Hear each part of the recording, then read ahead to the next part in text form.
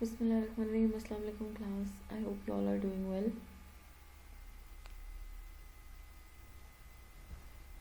So we are at our sixth chapter enzymes पे.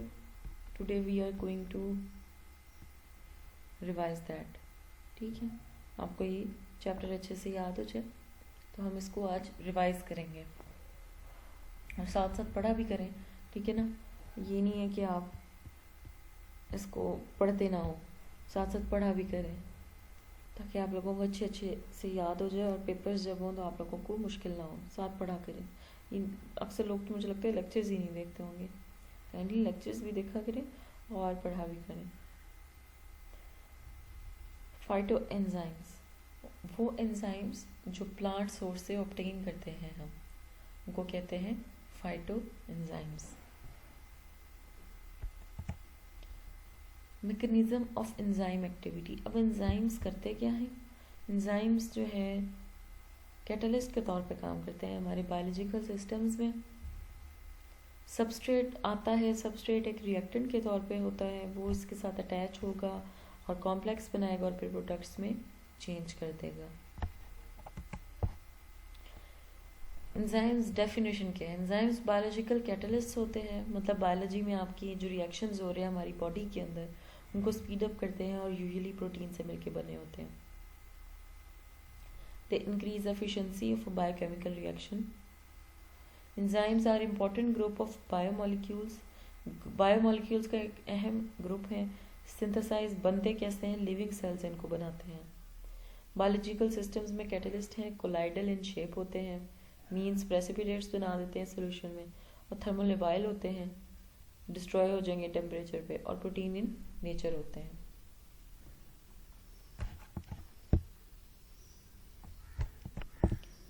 चलिए, catalyst क्या है? Chemical use to speed up chemical reaction. Chemical reaction होगा, अब ये कोई भी केमिकल रिएक्शन हो सकता है, आपकी बॉडी में भी, बॉडी से बाहर भी. ये कंज्यूम नहीं होता केमिकल रिएक्शन में जो कैटलिस्ट है. कैटलिस्ट एक एजेंट है जो माइन्यूट अमाउंट में वेलोसिटी ऑफ रिएक्शन को बढ़ा देता है without appearing in the final product of the reaction. लेकिन रिएक्शन में खुद ये नहीं आएगा, अपेयर नहीं होगा फाइनल रिएक्शन में, लेकिन उसकी रफ्तार को बड़ा तेज कर देगा. All enzymes are catalyst. सब के सब एंजाइम्स एज अ कैटलिस्ट काम करते हैं, लेकिन सारे के सारे कैटलिस्ट एंजाइम्स नहीं होते. ठीक है, all catalyst are not enzymes. इसमें हमें पता लग रहा है, देखिए रिएक्टेंट्स प्रोडक्ट्स में चेंज हो रहे हैं. विदाउट कैटलिस्ट उसको बहुत मेहनत लग रही है, यहाँ पे उसको विद कैटलिस्ट जल्दी काम हो रहा है, प्रोसीजर उसका जल्दी खत्म हो रहा है, प्रोडक्ट्स में उसके रिएक्टेंट्स कन्वर्ट हो रहे हैं. Phytoenzymes, enzymes obtained from plant sources are called phytoenzymes. Example bromelain and papain. Bromelain आपकी example है और papain example है. Organic substances. हाइड्रोकार्बन्स और उनके जो डेरिवेटिव्स होते हैं ना, वो क्या कहलाते हैं? ऑर्गेनिक सब्सटेंसेस कहलाते हैं. जिसमें कार्बन और हाइड्रोजन टुगेदर एक ही मॉलिक्यूल में प्रेजेंट होंगे, उनको ऑर्गेनिक सब्सटेंसेस कहते हैं. Then we studied what are inorganic substances. Substances not containing carbon and hydrogen together in a molecule. ठीक है, वो substances जिनमें कार्बन और हाइड्रोजन मॉलिक्यूल में एक साथ ना हो, like water and mineral salts. पानी और कुछ नमकियात. Substrate. These are molecules. ये वो molecules हैं जो जिन्होंने एंजाइम्स पे जाके अटैच होना है और एंजाइम्स इनको कन्वर्ट कर देंगे सब प्रोडक्ट में. वो क्या कहलाता है? सबस्ट्रेट कहलाता है. Like this. एंजाइम की एक एक्टिव साइट होती है, ये इस पे सबस्ट्रेट ने आके अटैच होना होता है. ये अटैच हो गया, कॉम्प्लेक्स बन गया, फिर एंजाइम ने प्रोसेस करके इसको प्रोडक्ट में तब्दील कर देना होता है. This is overall mechanism of enzyme activity. ठीक है, सबस्ट्रेट आया, एक्टिव साइट पे अटैच हुआ, उसी की शेप में ये, और फिर प्रोडक्ट में एंजाइम ने चेंज कर दिया. फिर हमने पढ़ा डिफरेंसेस क्या है एंजाइम्स और कैटलिस्ट के दरमियान.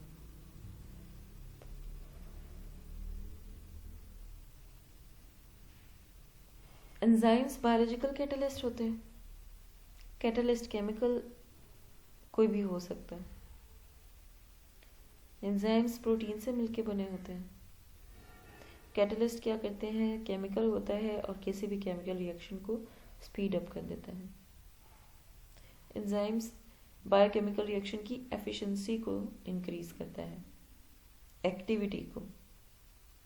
कैटलिस्ट कभी भी केमिकल रिएक्शन में कंज्यूम नहीं होते, दोबारा यूज हो सकते हैं। एंजाइम्स डिस्ट्रॉय हो जाते हैं। All enzymes are organic substances. सारे के सारे एंजाइम्स क्या होते हैं, ऑर्गेनिक सब्सटेंसेस होते हैं। Means carbon hydrogen together in a molecule. Catalyst inorganic होते हैं, means minerals, water. Enzymes mostly destroyed in chemical reaction. Enzymes क्या हो जाते हैं, केमिकल रिएक्शन में डिस्ट्रॉय हो जाते हैं मोस्टली, लेकिन कैटलिस्ट डिस्ट्रॉयड नहीं होते केमिकल रिएक्शन में। एंजाइम्स बहुत स्पेसिफिक होते हैं अपनी नेचर में, कैटलिस्ट स्पेसिफिक नहीं होते हैं। एंजाइम्स का बड़ा कॉम्प्लेक्स स्ट्रक्चर होता है, नेचर होती है, क्योंकि प्रोटीन से मिलके बने होते हैं। कैटलिस्ट बहुत सिंपल कंपाउंड्स होते हैं, ठीक है। अब एंजाइमेटिक रिएक्शन की जो स्पीड है ना, वो एंजाइम की कंसंट्रेशन पे, उसकी अमाउंट पे डिपेंड नहीं करती, लेकिन जो कैटालिटिक रिएक्शन है उसमें कंसंट्रेशन ऑफ कैटलिस्ट पे, अमाउंट पे, स्पीड रिएक्शन की डिपेंड करती है। तो ये बेसिक डिफरेंसेस हैं, आप लोगों को ये टिप्स पे याद होने चाहिए। छोटे छोटे हैं, आप इनको बड़ी बड़ी लाइंस में ना भी लिखें, जस्ट स्पेसिफिक इन नेचर और वो specific non specific in nature, complex in structure, not complex in structure, इस तरह से भी याद कर लें तो आप लोगों को चीज़ें याद रह जाएंगी और रहनी भी चाहिए। फिर हमने प्रॉपर्टीज़ पढ़ी थी कुछ। ग्लोबुलर प्रोटीन्स होते हैं, कोलॉइडल नेचर होती है, solubility, nature of and products, small amount, specific nature, temperature and pH sensitive. नहीं पढ़ा था कि ये ग्लोबुलर प्रोटीन्स होते हैं, मीन ग्लोबुलर इन शेप होते हैं। फिर कोलॉइडल नेचर होती है इनकी, कैसे प्रेसिपिटेट्स बनाना शुरू कर देते हैं, ठीक है, नीचे की तरफ बैठ जाएंगे पार्टिकल्स एंजाइम के किसी भी सॉल्यूशन में। सोल्युबिलिटी इनकी क्या है जी, बहुत जल्दी सोल्यूबल नहीं होते किसी भी चीज़ में, हर एक चीज़ में नहीं होते, पानी में हो जाएंगे, डाइल्यूट अल्कोहल्स में हो जाएंगे। फिर nature of and products, use नहीं होते, ना ही बदलती है, फाइनल प्रोडक्ट में ये कोई अपेयर नहीं होते। स्मॉल अमाउंट इनकी चाहिए होती है रिएक्शन को एफिशिएंट बनाने के लिए। स्पेसिफिक नेचर है, और ये टेम्परेचर और पीएच सेंसिटिव होते हैं, डिस्ट्रॉय हो जाते हैं अगर थोड़ी सी भी बढ़ा दे। वो भी हम आगे देखते हैं, अभी हमने पढ़ा था किस पॉइंट पे कैसे डिस्ट्रॉय हो जाते हैं लोग। देखिए एंजाइम्स की ये प्रॉपर्टीज एक ही इसमें बताई गई, इससे भी याद हो जाएगा आपको। हाईली स्पेसिफिक होते हैं, एक्सट्रीमली एफिशिएंट होते हैं, स्टेबल स्ट्रक्चर होता है, फंक्शन रिवर्सली, दोबारा रीयूज हो सकते हैं, या फिर आपका प्रोडक्ट बनाया तो प्रोडक्ट से वापस रिएक्टेंट भी बना सकते हैं। रिक्वायर्स कोफैक्टर्स, इनहिबिटर से ये रिप्रेस हो जाते हैं, इनकी एक्टिविटी कम हो जाती है। ऑप्टिमम टेम्परेचर, इनको एक बैलेंस टेम्परेचर जो इनका अपना है वही चाहिए होता है एक्टिविटी के लिए। इसी तरह इनको पीएच भी ऑप्टिमम चाहिए होती है। ये एक ही पिक्चर में समराइज कर दी हमने प्रॉपर्टीज एंजाइम्स की, ठीक है। Highly specific, extremely efficient, stable structure, function reversely, repressed by inhibitors, require optimum temperature, require optimum pH, requires cofactors. Catalytic property क्या है भाई? Catalytic property, small amount of enzyme can catalyze the large amount of substrate in biological reactions. बहुत थोड़ी amount enzyme की चाहिए होती है large amount of substrate को बायोलॉजिकल रिएक्शंस में कैटालाइज करने के लिए। ये हो गई इसकी catalytic property. Small amount of enzyme can catalyze the large amount of substrate in biological reactions. फिर enzymatic property, velocity जो है enzymatic reaction की वो increase करती है as the concentration of substrate increases up to certain maximum, but after certain period of time it decreases. इसमें कह रहे हैं आपको सबस्ट्रेट चाहिए होता है केमिकल रिएक्शन के लिए, ठीक है। अब सबस्ट्रेट आ रहा है, एंजाइम्स के साथ अटैच हो रहा है, जितने ज़्यादा सबस्ट्रेट आता जाएगा उतनी शेप के एंजाइम्स आते जाएंगे, एंजाइम्स उस तरह से अपनी शेप को चेंज करता रहेगा, ठीक है। अच्छा, इस पे भी मॉडल्स आए थे कि नहीं, एक्टिव साइड जो होती है ना वो परमानेंट होती है एंजाइम की। क्यों? क्योंकि सबस्ट्रेट जी एक ही तरह का आ रहा होता है, जिस तरह का सबस्ट्रेट होगा वैसी एक्टिव साइट होगी। लेकिन एक मॉडल पहले दिया गया, एक्टिव साइट तो चेंज ही नहीं होती, लेकिन फिर एक और मॉडल दिया गया कि ये एक्टिव साइट की अपनी शेप चेंज कर लेती है जैसा सबस्ट्रेट की शेप आ रही होती है, ठीक है। तो एंजाइम्स इस तरह से एक्ट करते हैं, सबस्ट्रेट आएगा, ज़्यादा से ज़्यादा आ रहा है तो ज़्यादा से ज़्यादा प्रोडक्ट में तब्दील हो रहा है, लेकिन एक ऐसा लेवल आएगा जब जो वेलोसिटी है वो डिक्रीज होना शुरू हो जाएगी। आप ये कह लें एंजाइम के थक जाएगा, नहीं बस अब नहीं, और एक्टिविटी नहीं हो रही उससे। तो दैट इज एंजाइमेटिक प्रॉपर्टी, एक up to maximum level increase करेगा, सबस्ट्रेट की कंसंट्रेशन बढ़ा दो, अमाउंट बढ़ा दो, आपकी रफ्तार तेज होगी रिएक्शन की, लेकिन एंजाइमेटिक प्रॉपर्टी फिर जब एक हद के बाद अगर बढ़ता रहेगा तो फिर डिक्रीज हो जाएगी, ठीक है। तो दैट इज एंजाइमेटिक प्रॉपर्टी। फिर है जी solubility. Enzymes are mostly soluble in water. Enzymes mostly किस में सोल्यूबल होते हैं? पानी में और डाइल्यूट अल्कोहल्स में, बहुत पतली की हुई अल्कोहल सोल्यूशन। एंजाइम्स जो हैं वो प्रेसिपिटेट कर जाते हैं कंसनट्रेटेड हो अल्कोहल, ये गाढ़ी किस्म की अमोनियम सल्फेट हो या ट्राइक्लोरो एसिटिक एसिड हो, इन तीन में क्या कर जाते हैं? इनमें कंसनट्रेट हो जाते हैं, राइट। तो enzymes are mostly soluble in water, diluted alcohol solution and can precipitate in concentrated alcohol, ammonium sulfate and trichloroacetic acid। फिर ये आ जाते हैं जी सोल्यूशन में, आपको नजर आ रहा है ये सोल्यूशन होता है बिल्कुल क्लियर क्रिस्टल। सस्पेंशन में क्या होते हैं? सस्पेंडेड होते हैं पार्टिकल्स, और ये जो सुपरनेट ये प्रेसिपिटेट होता है ना, प्रेसिपिटेशन ये होता है एंजाइम किसी भी सोल्यूशन में, ऊपर मटेरियल रह गए, नीचे खुद बैठ गए, इस तरह से फुटकड़ियाँ सी बन जाती हैं, तो ये प्रेसिपिटेट इस तरह से बैठ जाता है। Then comes pH. PH basically क्या होती है? हाइड्रोजन आयन की कंसंट्रेशन होती है, ठीक है। अब एसिड क्या करेगा? अगर एंजाइम अल्कलाइन पीएच पे काम करता है, मतलब अगर बेसिक इन नेचर है जैसे कि ट्रिप्सिन, तो एसिड क्या करेगा? उसको डीएक्टिवेट कर देगा, न्यूट्रलाइज कर देगा ना, डीएक्टिवेट कर देगा। At acidic pH it will destroy. Trypsin क्या है? इंपॉर्टेंट एंजाइम है, पैंक्रियाज इसको सिक्रीट करते हैं और इम्पॉर्टेंट है बहुत ज़्यादा for proper digestion of food. ये आपको नज़र आ रहा है जी, ये पीएच है स्केल और ये एंजाइम एक्टिविटी है। ये ट्रिप्सिन कहाँ पे मैक्सिमम है जी? 8 पे, 8 पीएच है इसकी, ठीक है। और इट मीन्स 7 के बाद क्या होता है? बेसिक पीएच होती है। यही शिफ्ट करते हुए आप एसिडिक पे, तो ये डिस्ट्रॉय हो जाएगा, इसकी पीक तो नहीं आएगी ना, एक्टिविटी नहीं होगी, जीरो हो जाएगी एक्टिविटी। इसी तरह से बेस है, ये डीएक्टिवेट कर देता है बेस अगर एसिडिक पीएच है किसी एंजाइम की। फॉर एग्जांपल पेप्सिन, पेप्सिन ये यहाँ आपको नजर आ रहा है 2s की, ठीक है। तो 2 है, अगर इसको शिफ्ट कर दें अल्कलीन पे तो ये तो डिस्ट्रॉय हो जाएगा ना, वर्क ही नहीं करेगा पेप्सिन। तो this is what how pH works for enzymes. Acid base को न्यूट्रलाइज कर देगा, बेस एसिड को। एग्जाम्पल्स हमने 2 पढ़ी हैं, ट्रिप्सिन एंड पेप्सिन, ये याद रखनी है आपने, और इनकी पीएच भी याद रखनी है। ये मैं हो सकता है अगला कोई टेस्ट हो तो उसमें दूंगी। ट्रिप्सिन की 8 के करीब आ रही है, 7 to 9 की रेंज में, पेप्सिन की 2 आ रही है, ठीक है, मैक्सिमम। फिर आ जाता है टेम्परेचर।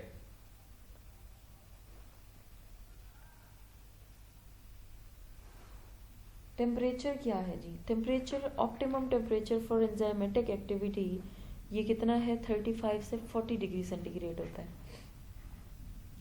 35 से 40 डिग्री सेंटीग्रेड। अब इसकी भी स्टेजेस हैं, कब किस टेम्परेचर पे ये क्या शो करता है अपनी एक्टिविटी, देख लेते हैं वो भी।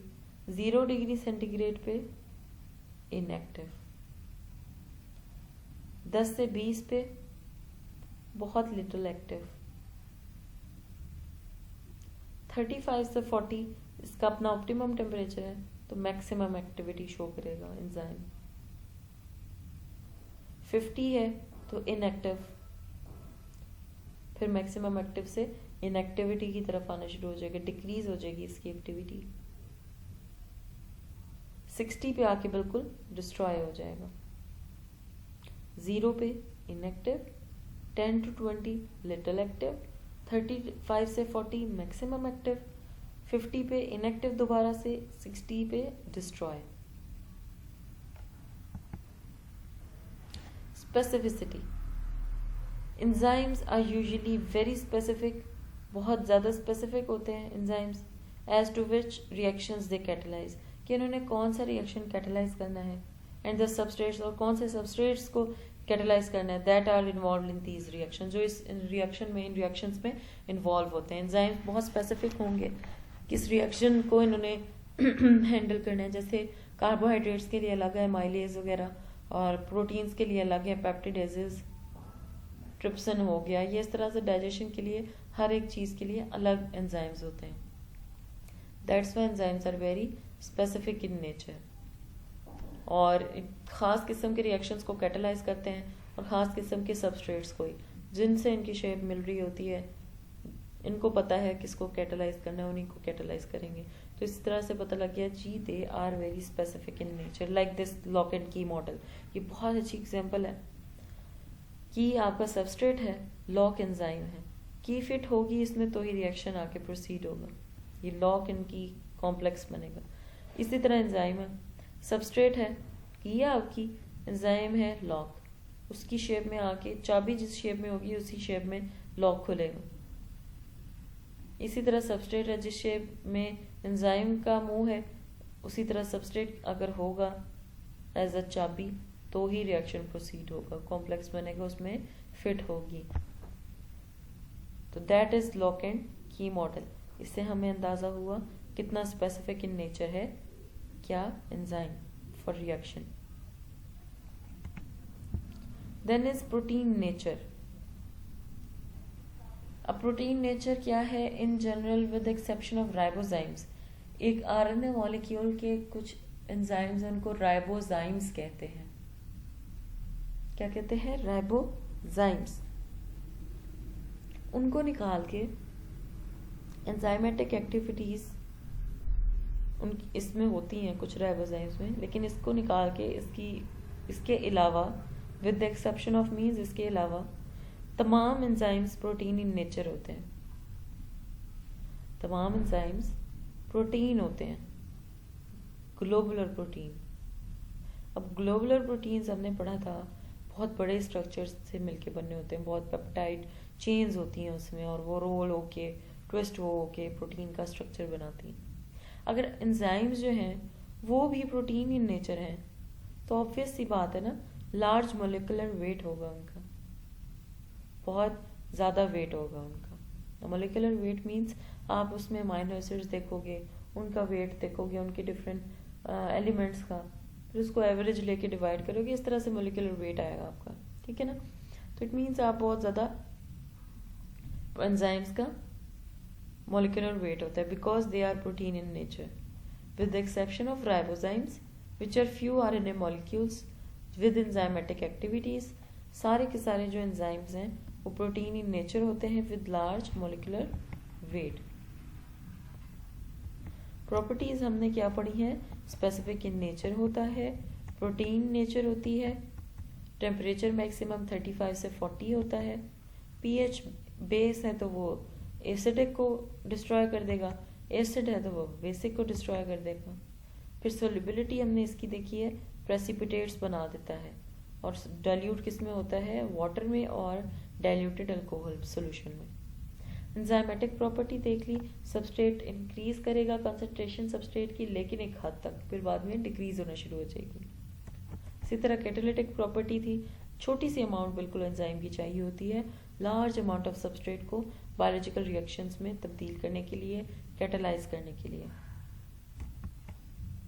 ये इसकी ओवरऑल सारी थी, हाईली स्पेसिफिक है, एक्सट्रीमली एफिशिएंट है, स्टेबल स्ट्रक्चर है, function reversely. Function reversely means chemical एक रिएक्शन को इसने प्रोडक्ट में तब्दील किया, लेकिन ये प्रोडक्ट को वापस उसी रिएक्शन में तब्दील करने की भी प्रॉपर्टी रखता है। ठीक है, फिर ये ऑप्टिमम पीएच चाहिए होता है, ऑप्टिमम मीन बैलेंस जो इसकी अपनी है, टेम्परेचर इसको चाहिए, रिप्रेस्ड बाय इनहिबिटर्स जो होंगे कुछ, और रिक्वायर्स कोफैक्टर्स। ये सारी इसकी ओवरऑल प्रॉपर्टीज होगी। That's all for today's lecture. पर रिवाइज हो गया, नेक्स्ट हम इंशाल्लाह कल पढ़ेंगे इसका। अपना ख्याल रखिएगा, अल्लाह हाफिज़।